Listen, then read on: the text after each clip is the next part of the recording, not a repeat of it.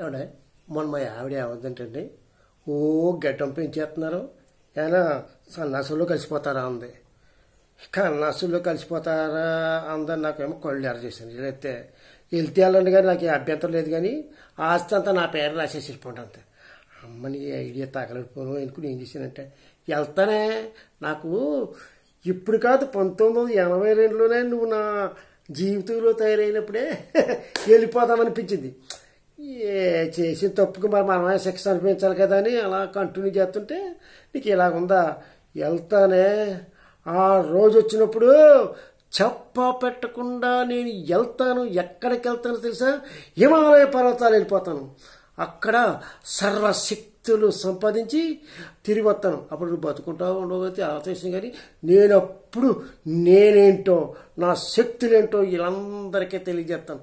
తక్కువ అంచనాకే ఈ గడ్డంలో చాలా మహత్యం ఉంది. ఇక్కడ గడ్డం తెలబడుతుంది, పైన నలుపు రావట్లేదు.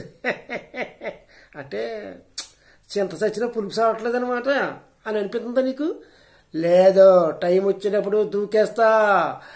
నేను హిమాలయ పర్వతాలు వెళ్ళిపోతా, అక్కడ సర్వశక్తులు సంపాదిస్తా. అప్పుడప్పుడు రజనీకాంత్ గారు వెళ్తుంటారు, అక్కడికి వెళ్తా. నన్ను అండర్ ఎస్టిమేట్ చేస్తున్నావు.